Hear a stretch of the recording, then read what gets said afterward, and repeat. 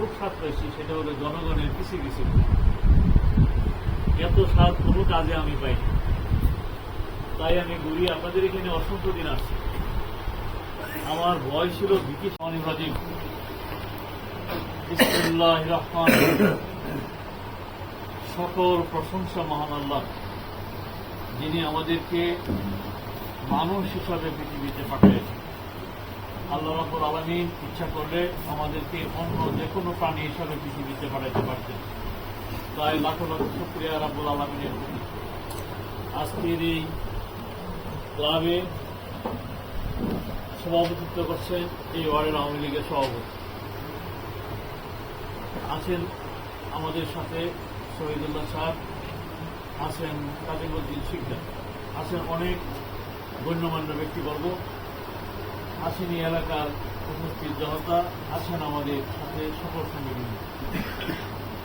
আমি নিজের মহিউদ্দিন, যাদের বয়স 30-35-এর ভিতরে, তারা অনেক।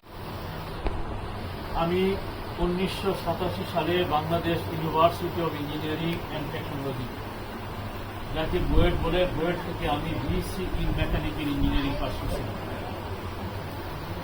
আমি 91 সাল থেকে আজ অবধি ভালুকায় রাজনীতির সাথে জড়িত। আমি শখ করে ভালুকায় আসি নাই, আমাকে আনা হয়েছিল। উদ্দেশ্য ছিল আমাকে দিয়ে আওয়ামী লীগ গড়াবে এবং পরবর্তী সময়ে নমিনেশন আমাকে দিয়ে আনবে। এরকম একটি বিষয় ছিল বলেই 1991 সালে কয়েকজন আমার উদ্যোগ নিয়েছিলেন। তার মধ্যে 2 জন প্রয়াত, একজন জীবিত এবং 2 ভালো কর্মী আছে।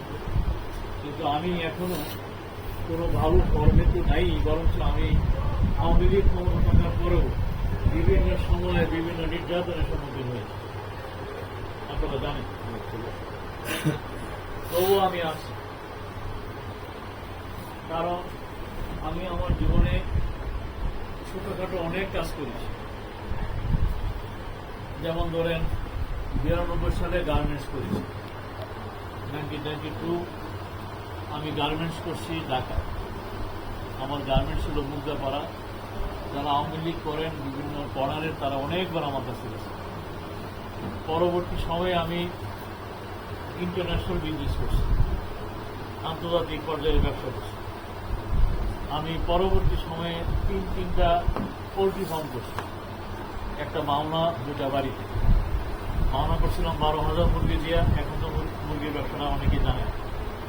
আমি 94 করছিলাম 12,000 মুরগি দিয়া বাড়িতে করছিলাম, একটা 40,000 মুরগি দিয়ে, আরেকটা করছিলাম 19,000 মুরগি দিয়ে। আমি কোনো ব্যবসা, কোনো ব্যাপারেই আমি ভালো করিনি, না ব্যবসা, না রাজনীতি, না আন্তর্জাতিক ব্যবসা, রাজনীতিতেও না। তবে অনেক কাজ করার পরেও আমি যে কাজটার মধ্যে খুব স্বাদ পাইছি সেটা হলো জনগণের কিছু কিছু। এত স্বাদ কোনো কাজে আমি পাইনি, তাই আমি ঘুরি। আপনাদের এখানে অসংখ্য দিন আসছি। আমার ভয় ছিল, ভীতি ছিল যে এই রাস্তাগুলি আগের মধ্যে কাঁচা, নাহলে আমার আরো আগে পাইতাম। আমার আগে ধারণাই আছে যে এখানে কাঁচা রাস্তা, রাজা আসে। কিন্তু আজকে এসে দেখলাম যে আমার ধারণাটা অনেকটা আপনারা আগে গেছে। সলিং টলিং হয়েও আসা যায়, যাওয়া এরকম। তো যা হোক,